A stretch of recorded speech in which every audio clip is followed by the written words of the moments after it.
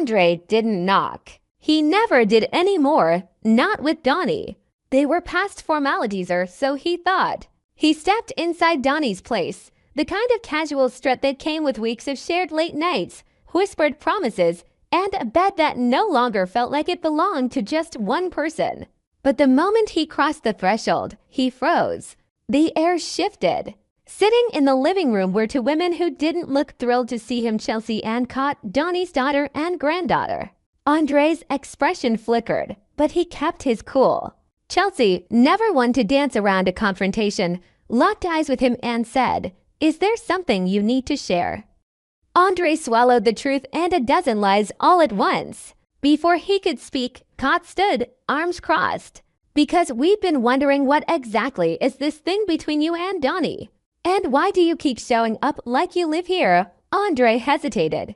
It wasn't just about Donnie anymore. It was about family, and these two weren't just spectators, they were gatekeepers. He opened his mouth, unsure whether to charm, lie, or confess, but he didn't get the chance. From the hallway came footsteps. Donnie appeared, wrapped in a silk robe, barefoot, her expression equal parts alarm and frustration. She looked between Andre and the women. "Chelsea?" "Cott." "What are you doing here?" Chelsea shrugged. "We might ask you the same thing." Cut to hours earlier. Donnie and Andre tangled in sheets, laughter low, words softer. The chaos outside didn't exist in that room until it did. A knock. Loud, insistent. Donnie groaned and reached for a shirt. Andre sat up, disoriented. "Donnie, sweetheart," came a familiar voice, Severnon, Donnie's father, unannounced and unknowingly seconds from walking in on a moment no father should see. Donnie jumped from bed, stumbling into jeans as Andre looked for something to cover up with. She barely got to the door in time to block Vernon's entrance, slipping through the crack and shutting it behind her. "Dad, what are you doing here?" "I was in the neighborhood. Thought I'd check in." "You okay?" "You look flustered." She forced a laugh. "Just tired." Long night. Inside, Andre cursed silently, wondering how many more close calls he could survive. Because Donnie and him, they weren't just a fling anymore. And everyone was starting to notice. Meanwhile, across town, in a far more dangerous scene, Jacob and Cott were piecing together a different kind of truth. A helmet and gloves, innocent objects in isolation, had become key evidence in a hit-and run that left a man in critical condition. Cott had found them stashed under the bed in Eva's hotel room, tucked away like dirty laundry no one wanted to claim. But the report from the detective contradicted everything. "They're saying it came from Leslie's apartment," Jacob told Cott. Cott's eyes narrowed.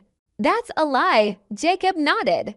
"Exactly. So either the cops are covering something or someone planted it to frame Leslie." Cott paced, her adrenaline running high. "We're close, Jacob. We can feel it. We're going to take her down." She meant Eva.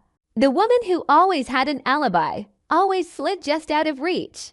But if she had the gloves and helmet, and if they matched the ones used in the hit-and run, that made her not just a suspect but the perpetrator. Unless, of course, someone else was controlling the story. Back at the hospital, Naomi sat by her husband's bed. Jacob had barely survived the crash, and guilt had devoured her every day since. Her voice cracked as she spoke to her grandfather. "It's my fault. I pushed him. I pressured him." "If I hadn't, Naomi," he interrupted gently. "Jacob went after the truth because he's a fighter. That's who he is. You didn't put him in that hospital. Lies did. And maybe someone dangerous, too." Naomi nodded, but the weight of it didn't lift. She still believed she'd driven him to this. But what she didn't know, what none of them did, was that Jacob had uncovered more than just evidence. He'd uncovered Eva's connection to someone within the police. A handler. A protector. Someone who made evidence disappear and stories change. And while chaos spread in the lives of lovers and investigators, somewhere else in Los Angeles, three women stepped onto a stage they hadn't graced in decades. The articulate Zenata, Sharon, and Tracians, a chart-topping girl group, now barely speaking outside legal documents and passive-aggressive interviews. But Tracy, the peacemaker, had arranged this reunion. Not for nostalgia, but redemption. In a dimly lit rehearsal studio, she stood between Anita and Sharon, both stiff with unresolved tension. 12 million fans watched us fall apart, Tracy said. Maybe it's time they see us come back together, Anita scoffed. You think one song will fix what she did? Sharon didn't flinch. You slept with my producer, Anita fired back. After he dumped you. Let's not rewrite history. Tracy raised her voice. Stop it. We've all made mistakes. But this could be our last shot to reclaim who we were. Not for them, for us. Silence. And then, slowly, the spark returned. A beat. A harmony. A lyric from the past. Love is real, Tracy whispered. Sisterhood is real. But only if we're brave enough to take it back. They rehearsed late into the night. But in the shadows, someone watched. A man from their past. A producer who'd once promised fame, then stole their royalties and vanished. He was back. And this time, he wanted control again. As rehearsals ramped up, Tracy received an anonymous package. Inside, old contracts, uncashed checks, and a note. I made you. I can unmake you. Suddenly, the comeback wasn't just a chance at healing, it was a threat to someone who didn't want them singing again. Back at Donnie's, Andre tried to bridge the silence between him and Chelsea. I care about your mother, he said. Chelsea's tone was cold. Do you? Or is she just the latest story for a man who always knows how to leap before sunrise? Andre looked her dead in the eyes. I'm still here, aren't I? From the hallway, Donnie stepped forward, having heard it all. He's not perfect, she said. But he stayed. When I pushed him away, he stayed. Caught softened.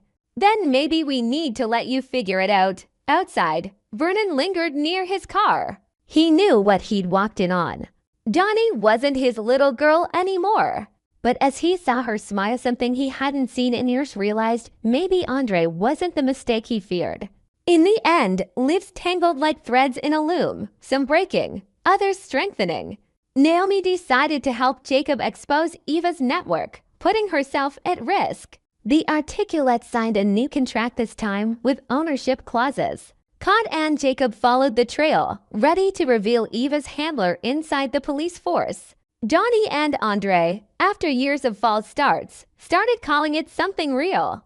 And Chelsea and Cod, guardians of family, watched closely. Truth was coming.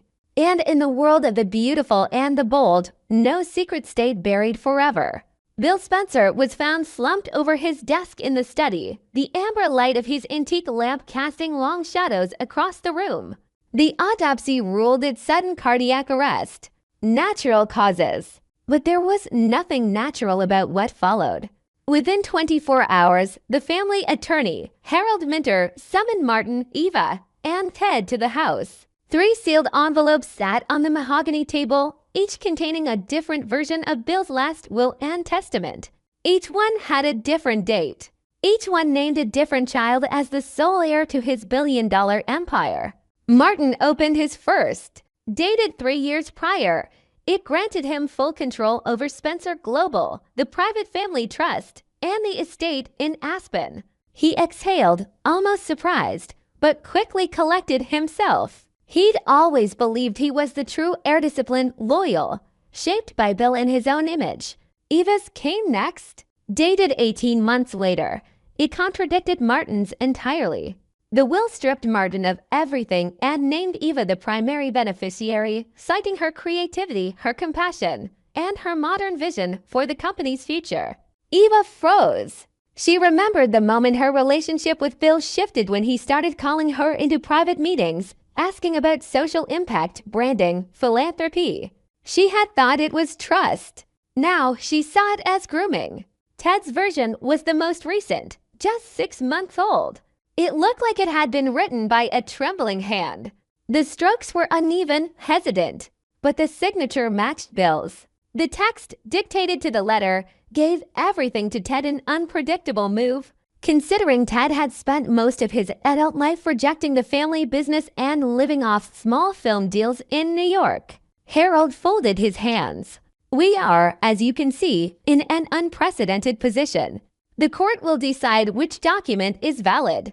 Until then, no one is in charge. What followed was carnage. Martin filed an immediate injunction, freezing all family assets. Eva lawyered up with a boutique Beverly Hills firm known for winning impossible probate battles. Ted, never much for legal strategy, leaked his version of the will to the press, sparking a media circus. Talk shows, morning news, celebrity blogs of Virion wanted to know who the real heir to the Spencer fortune was. But beneath the surface, the truth was darker. An internal investigation by Eva's legal team revealed discrepancies in the final will. Handwriting analysts confirmed the signature was authentic. The rest of the writing showed signs of external guidance. Someone had held Bill's hand. Someone had helped him write those words. It didn't take long for suspicions to fall on his private nurse, Celeste. She had been hired just 7 months before his death. She claimed to be loyal, professional, but she was also the only one with unrestricted access during his final weeks. Eva confronted her. Celeste denied everything, then abruptly quit and left town the next day. Meanwhile, Ted remembered something a moment 2 weeks before Bill's death. He'd arrived early for a scheduled dinner and overheard a conversation between Bill and Martin behind the closed, study door. The words were muffled, but Ted remembered the tone. He did. Accusatory. You were never meant to have all of it, Bill had said. Then why did you raise me to be your replacement? Martin had fired back. Because I wanted to see what you'd do when I took it away. Ted hadn't understood it at the time. Now he did. Further digging unearthed more revelations. Bill hadn't just written 3 wills. He had kept files private, coded files on each of his children. Their childhoods weren't organic. They were orchestrated. Martin was sent to military academy at age 9, not because he was unruly, but because Bill wanted to break him early. Eva was sent abroad during her formative teenage years, not for culture, but isolation. Bill wanted her to develop independence without emotional dependence. Ted, the youngest, had been left to drift by design. Bill wanted to see if a Spencer could build himself from nothing, if legacy was nurture or nature. They weren't children. They were experiments. When this information was submitted as evidence in probate court, it changed everything. The judge demanded a psychological autopsy, testimonies, journals, witness interviews aimed at understanding Bill's mental state before he died. Celeste was found in Miami. She was subpoenaed. On the stand, she broke down. He was deteriorating, she said. He didn't know what day it was half the time. But someone told me to help him write that will. Who? She hesitated. Martin, she whispered. He said it would make everything right. Martin exploded in the courtroom. She's lying, but the damage was done. Forensic analysis backed her up. The paper used in Ted's will came from a stationery set found in Martin's office. A voice memo on Bill's phone, previously missed, recorded a fragment of a conversationist's voice, weak and slurred, saying, "Why are you making me do this?" Ted won't even care. Martin's face went white as the court played it. Ted stood up. I didn't want any of it. I never did. Eva looked at both of them. Then walk away. But none of them did. The court invalidated the final will.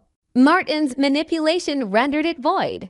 With only the middle will remaining a clean, legally coherent document, Eva was named the sole heir. She didn't gloat. She didn't smile. She fired the entire board of Spencer Global on day one. She liquidated holdings that had funded covert political deals. She closed shell companies used to funnel hush money. She turned the company upside down. Martin disappeared from the public eye. Rumors swirled that he'd moved to the Middle East under an alias. Ted returned to New York, quietly joining a nonprofit startup and refusing interviews. Eva stood alone at the top of an empire built on manipulation, now hers to cleanse. She visited Bill's grave only once. "No one wins, Dad," she said. "Not really." And then she walked away. Because in the world of the bold and the beautiful, even victory comes at a price.